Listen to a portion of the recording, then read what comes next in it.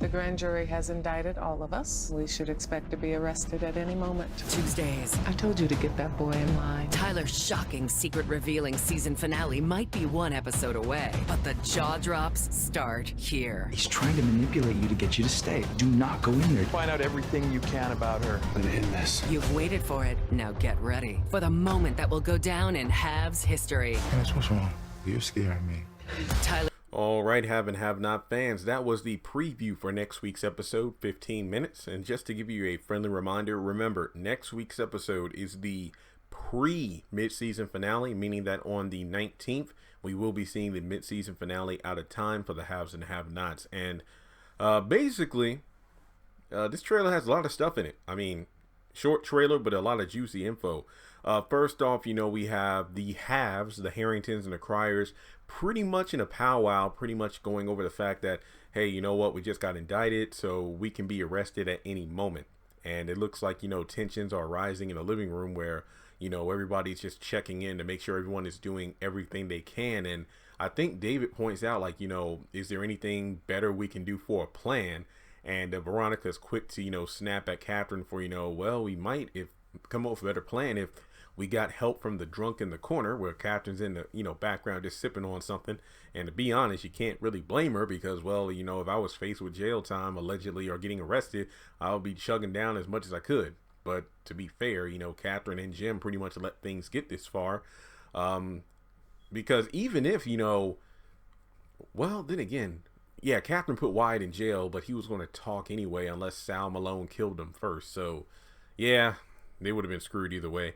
Then for whatever reason, it looks like Veronica gets up and, storms out of the house quick, fast, and in a hurry. I don't know if it's because she has a plan or she doesn't want to be in a situation where all of them are in the same place so they can get arrested at the same time in one swoop, just like Jennifer did after they walked off the stage at the end of season 3. Yeah, I really wonder what's up with that.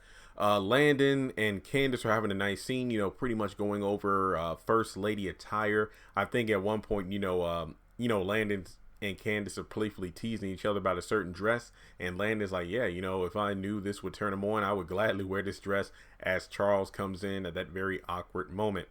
After that, let's see, Mitch visits Vinny, and that's very interesting. Vinny Malone is back next week at the Iron Bone Bar. Maybe having something to do with the interest money. Maybe 15 minutes comes into effect with he has 15 minutes to pay me the $9,000 interest, or I'm going to come after him. We'll have to wait and see with that. I'm saving the best part for last, so bear with me. Let's see. It looks like the FBI is officially looking into Candace now. Pretty much, this is the woman who's going to be coming with Charles, and we have to know everything there is to know about her, which is interesting because, at first when I saw this clip, I thought it was Veronica, but no, it was actually Candace. Derek and Benny have a stare down at dinner, staring at each other from across the dinner table. Wyatt is calling Jeffrey on the phone saying he's going to end it all. Everybody's here at once. Nobody would blame me if I did it. Pretty much referencing the fact that, look, I have a gun with enough bullets for all those sons of what's upstairs. Your parents and my parents. I want to handle this. Does he actually do it? Does Veronica exit the house before Wyatt pops up with a gun? Or is because Veronica the first one who gets up and tries to leave, will she be caught off guard and get shot? I do not know. But if I were to make a guess, I would say that either in the cliffhanger ending for next week or sometime in the mid-season finale, kind of like Amanda did, the shooting might occur then. I mean, I don't know, because moving on to the last thing I want, well, actually, no, I'm talking ahead of myself.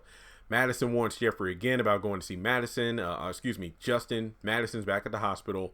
Jeffrey is at the apartment complex where Justin is because he's like creepily looking out of the window, the blinds. I ain't going to lie. I feel like we all do this. When we hear something outside, we peek out of the blinds, which I don't think is something we should be ashamed of, but having a wall full of nothing but pictures of Jeffrey, yeah, I mean, we're talking photos where it's like, where the hell did he get those from? So maybe when the actual episode airs next week and I get like a more high quality photo, I'll definitely try to break them down, because some of those pictures look like things that I've either Googled or seen in previous episodes before Jeffrey was even introduced. So did he go on Face? No, I know what Justin did. He went to all my old blogs on WordPress and some of my earlier videos here on YouTube and got screenshots of Jeffrey. That's where he got him from. You're welcome, Justin. And it looks like, you know, Justin surprises Jeffrey by meeting him in the parking lot.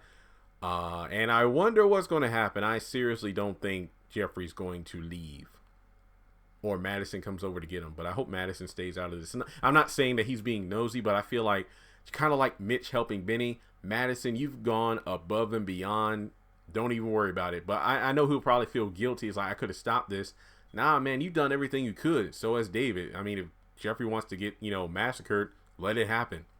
And then we move to the last scene of the trailer. It looks like it's nighttime, so I'm guessing based off the background. Not to mention, Jeffrey said he would visit Justin that night, as well as Derek and Hannah fixing dinner, even though the title of the last episode was morning. But I talked about that in the last episode. It's confusing as hell. Basically, Benny asked, what's wrong? Because you're scaring me. Candace is over there crying. Hannah looks like she's getting on her knees to comfort her. And I think it's safe to say that based off what Charles suggested to Candace by making amends with her mother, maybe it actually happens that Hannah says God heard me in regards to Candace coming around and those two truly becoming mother-daughter. So that's what I think. God heard me. I could be wrong, but God heard me.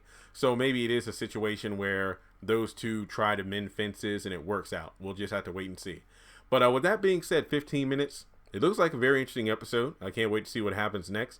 In regards to the gun, I'm really getting Amanda feels here. The fact that he loaded up with the bullets and he's going up the stairs with the rifle. So, oh man, that would suck for Catherine to be taken out by her father's own gun.